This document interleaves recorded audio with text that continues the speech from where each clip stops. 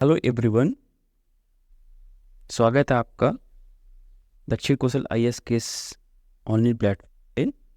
सो guys, कल हम लोगों ने यहाँ तक सारी चीज़ें समझ ली थी। ओके, सो इस वाली जो है वीडियो के अंदर आज हम एक टॉपिक समझने वाले हैं जो आपके सिलेबस में भी मेंशन है और इम्पोर्टेंट भी क्वेश्चन भी आए हुए इसमें। उस टॉपिक का नाम है यहाँ पे साम्य स्थिरांक। साम्य स्थिरांक यानी कि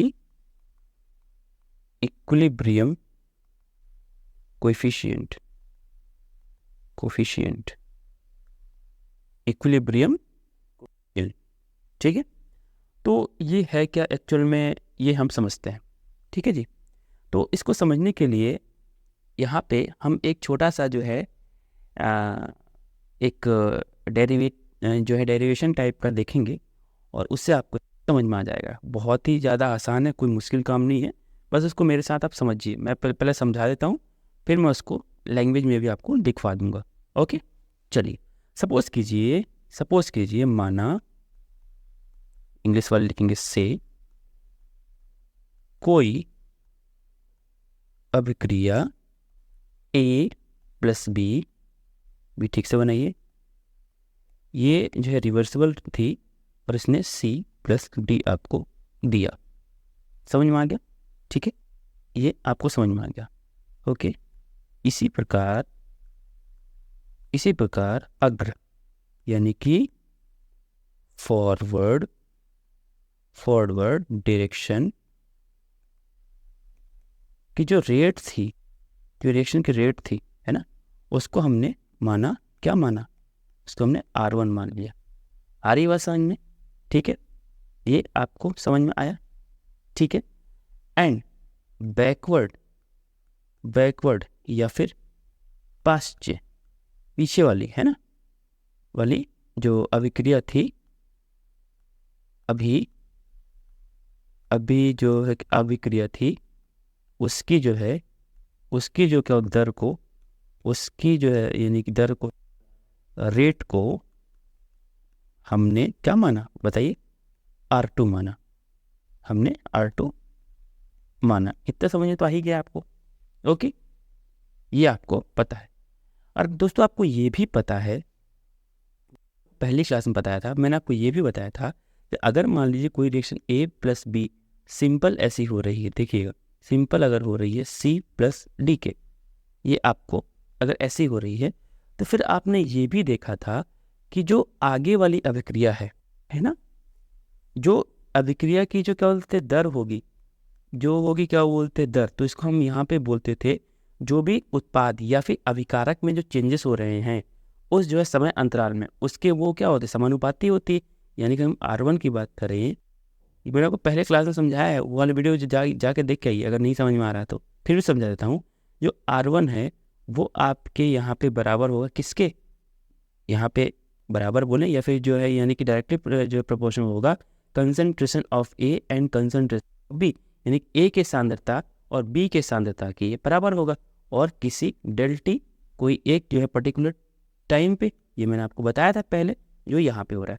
एंड अगर मान लीजिए ये अभिक्रिया ऐसी हो रही हो C प्लस डी और ये जा रहा हो, है ना, A प्लस बी, क्योंकि ये क्या हो रहा है, रिवर्सिबल, इसकी जो दर होगी R2, ऑब्वियस है ये प्रोपोर्शनल होगी C डी और डेल टी के, ये मैंने आपको पहले ही पढ़ाया हुआ है, ये तो आपको समझ आई, ठीक है।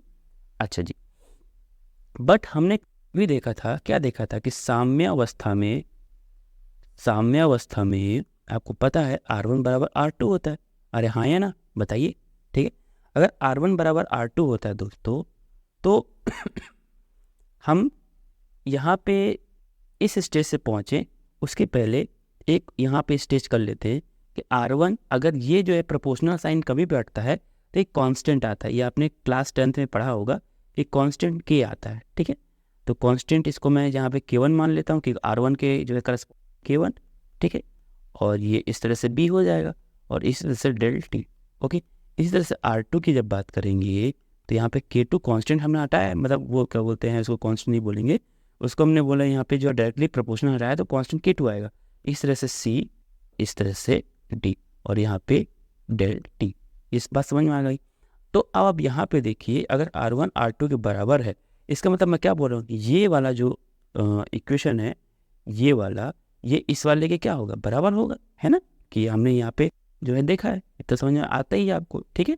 तो देखिए हम क्या बोल पाएंगे, ध्यान समझेंगे, K1 A और ये B और अपॉन डेल T बराबर होगा K2 C D और डेल T के। ये तो आपको समझ आ ही गया। अब दोनों साइड से देखिए क्या क्या कॉमन है, डेल टी तो यहाँ पे जो है मतलब कि काटा जा सकता है, ठीक है। तो ये आपका आ गया, देखिए K1 A B equal to K2 C और ये D, है ना। अब यहाँ पे कोई नहीं पूछेगा ये कैसे काट दिया, भाई सिंपल है, ये इधर जाएगा तो जो कटे, इतना सी सेट तो आता ही आपको। इस वालों को मैं इधर भेज देता हूँ, ध्यान समझिएगा, K1 अपॉन K2 और ये हो जाएगा देखिए C upon C into D, sorry, और यहाँ पे A हो जाएगा, बताइए जरा, और ये B, हमने इसका क्या होता है, पक्षांतर कर दिया, यानी कि क्रॉस मल्टीप्लिकेशन कर दिया। ये जो K1 अपॉन K2 है ना, इसको मैंने नया कांस्टेंट दे दिया, और इस नए कांस्टेंट का नाम दिया मैंने यहाँ पे, ध्यान से समझिए, कैपिटल K। जैसे ये स्मॉल थे ना, तो मैंने इसको नाम दे दिया K, और K इज इक्वल टू यहाँ पे आ गया C D एंड B। ये जो K आया है ना दोस्तों, इसी को बोलते हैं क्या, साम्य स्थिरांक, जिसके बारे में हम इतनी पढ़ाई कर रहे थे। बात समझ में आया, इसको हम बोलते हैं साम्य स्थिरांक। ये बात समझ में आया कि नहीं है आपको? ओके, तो मैं फिर से डिटेल में आपको समझा दे रहा हूँ। ये देखिए यहाँ पे माना कि कोई जो है अभिक्रिया हो रही थी, इस तरह से हमने यहाँ पे इन चीज़ों को समझा, और ये हमने ये लिया। अगर आपके एग्जाम में पूछता है कि साम्य स्थिरांक क्या है और उसके बारे में डिटेल से बताइए, तो आप इस तरह से बता के 4 नंबर या 2 नंबर जो भी आता है, आप यहाँ से इसका वैल्यू ले सकते हैं, ठीक है। अब देखिए कुछ कुछ बातें हैं वो यहाँ पे समझते हैं। अब देखिए ये भी पूछे जाते हैं कई बार, तो इस चीज़ को थोड़ा समझ लेते हैं हम लोग, यहाँ पे ध्यान समझिएगा। वो पूछेगा कि जो के की वैल्यू है, के है ना, के का मान या वैल्यू है ना, किस किस पर निर्भर या डिपेंडेंट करता है ना, या कौन को इसको प्रभावित करता है, ठीक है। आई बात समझ में? तो कौन कौन से फैक्टर इसको प्रभावित करता है, तो पहला लिखेंगे, समझेंगे, है ना। पहला देखेंगे कि के का मान, ध्यान से समझेंगे, अभिकारक एवं, है ना, उत्पाद की सांद्रता पर निर्भर नहीं करता है। द वैल्यू ऑफ के is does not depend on the concentration of the reactant और प्रोडक्ट कंसंट्रेशन। बात समझ में आया कि नहीं आया? ऐसा क्यों होता है? देखिए इस वाली इक्वेशन को ध्यान से देखिए, अगर यहाँ पे मैं लिखूँ के इक्वेशन लिखा दे, देखिए इसको बोलते हैं concentration of D, concentration of A और कंसंट्रेशन ऑफ बी। बात समझ में आई? अब आपको पता है कि जितना कंसंट्रेशन इसका बढ़ेगा उतना ही कंसंट्रेशन इसका क्या होगा, क्या बोलते हैं, घटेगा। तो ओवरऑल ये एक दूसरे को बैलेंस कर देंगे। बस समझ में आ रहा? तो इस तरह से इनके जो है कंसंट्रेशन का कोई भी इस के पे इफेक्ट नहीं पड़ेगा। आगे बात समझ में? ओके, ये आपने समझ ली। ओके, ये समझ में आ गया। दूसरी पॉइंट की बात करते हैं यहाँ पे कि समझते हैं। ओके, जो के की वैल्यू है, के की जो वैल्यू है वो किस पे डिपेंड करेगी? के की वैल्यू यहाँ पे टेम्परेचर एंड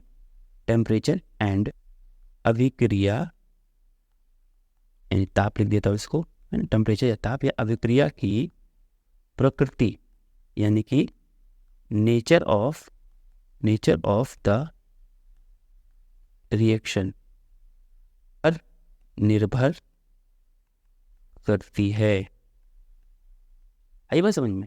तो के की वैल्यू दो तीन चीज़ें, पहला टेम्परेचर इस पर डिपेंड करती है, नेचर ऑफ रिएक्शन इस पर डिपेंड करती है, एंड कंसंट्रेशन पे डिपेंड नहीं करती है। तो ये बात आपको हो गई समझ में, ये मैं आपको समझाना चाह रहा था। ठीक है दोस्तों, ओके। तो आई गेस ये पूरा आपको समझ में आ गया। इसको आप चाहें तो एक बार स्क्रीनशॉट भी ले सकते हैं, और चाहें तो मेरे साथ आप लिखे होंगे तो समझ भी सकते हैं। ठीक है, ये बात समझ में आ गई आपको। चलिए जी, ओके। सॉरी। अब यहाँ पे एक अगला टॉपिक है आपका यहाँ पे कि रासायनिक साम्य के जो है कण क्या होते हैं, उसको समझ लेते हैं एक बार। ओके, सो अगला टॉपिक यहाँ पे है, हम अगले टॉपिक और बढ़ रहे हैं। यहाँ पे हैं कि रासायनिक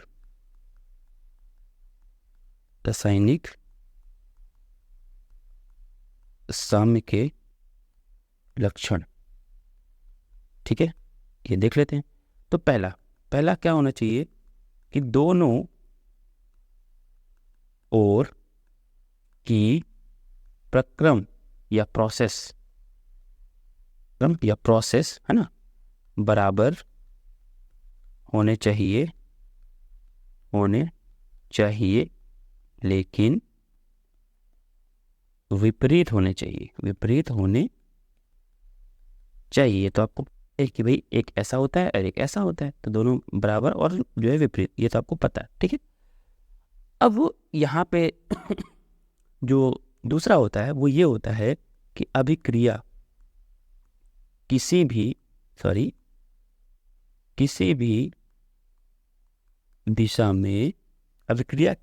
दिशा में पूर्णतः प्राप्त नहीं होती है। क्यों नहीं होती है? क्योंकि आपको पता है कि जब ये अभिक्रिया जो है उत्क्रमणीय अभिक्रिया में ही आपका इक्विलिब्रियम पॉसिबल है, और अगर आपका रिवर्सिबल रिएक्शन है तो रिवर्सिबल रिएक्शन में ही आपका ये पॉसिबल है। अगर ये नहीं होगा तो वो मतलब कि साम्य पॉसिबल नहीं है, और उत्क्रमणीय अभिक्रिया में कभी भी पूर्णतः साम्य प्राप्त नहीं होता। पिछले क्लास में मैंने आपको ध्यान समझाया, नहीं देखा तो वो क्लास जाके देखिए तो आपको समझ में आ जाएगा। तीसरा, ताप, दाब एवं सांद्रण में परिवर्तन करने से है ना, साम्यावस्था में कोई परिवर्तन नहीं आता है। आइए समझ में, क्योंकि साम्यावस्था में कोई भी परिवर्तन, चाहे आप उसका ताप बढ़ा लीजिए, चाहे तो दाब बढ़ा, और चाहे तो कुछ भी कर लीजिए, आपका कोई भी यहाँ पे चेंजेस नहीं होते हैं। आई बात समझ में? ठीक है जी। तो चौथा पॉइंट है वो ये है, अब देखिए, अब बोले सर अभी तो आपने बताया था, तो मित्रों मैंने वो इसके लिए बताया था, कोफिशिएंट के लिए बताया था। ये हम यहाँ पे साम स्थिरांक पढ़ रहे हैं ना, स्थिरांक के बारे में मैंने बताया था, सॉरी मैं मिस्टेक। ओके, सो ये मैंने स्थिरांक के लिए आपके लिए बताया था। ठीक है, तो स्थिरांक और उसको ध्यान समझेंगे। स्थिरांक में ताप का और इनका फर्क पड़ता है, लेकिन अगर मैं साम्य अवस्था की बात करूँ तो वहाँ पे ताप दाब सांद्रण कोई भी फर्क नहीं पड़ता। ठीक है, लेकिन साम्य स्थिरांक में फर्क पड़ता है, ऊपर जैसा मैंने समझाया। ठीक है, ओके। ये चौथा पॉइंट यहाँ पे है, साम्यावस्था में निकाय की ऊर्जा न्यूनतम होती है, यानी कि मिनिमम होती है। ठीक है, और जो पांचवा पॉइंट है वो ये है कि साम्यावस्था में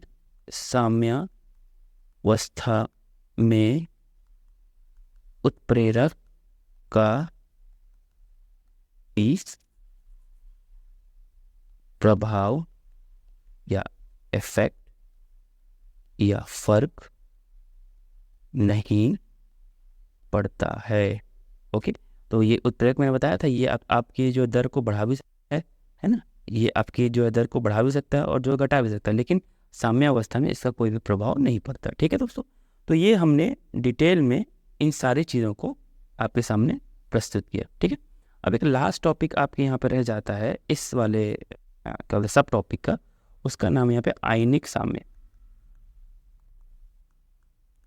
आयनिक साम्य, ठीक है, या फिर आयोनिक इक्विलिब्रियम। इक्विलिब्रियम, ठीक है, आयनिक साम्य की बात करते हैं। ठीक है, तो ये है क्या, मैं पहले बोल के समझा देता हूँ, फिर मैं आपको लिखवाऊंगा, है ना। अभिक्रिया की वह अवस्था जिसमें आयनिक क्रियाकारकों एवं उत्पादों का सांद्रण परिवर्तन नहीं होता है, आयनिक साम्य कहलाता है। आई बात समझ में।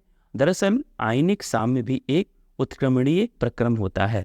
तो इसको हम एक बार जो है क्या देख लेते हैं। ठीक है, तो ध्यान से समझेंगे आप।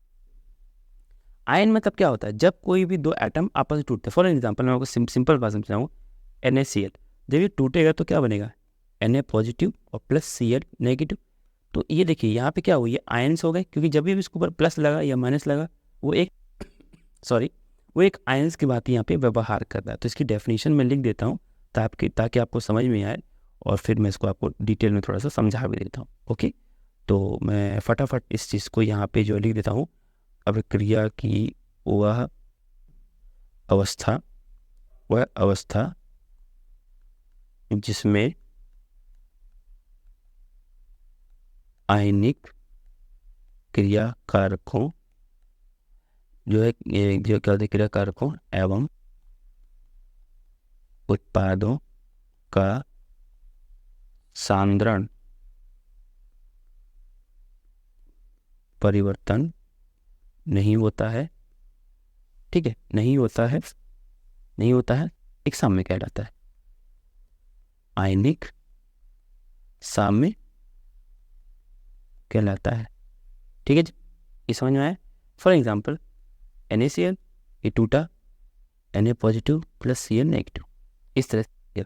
तो मुझे पता है अगर इसको मेरे को स्थिरांक निकालना है तो मैं क्या बोलूँगा, प्रोडक्ट अपॉन मतलब Na।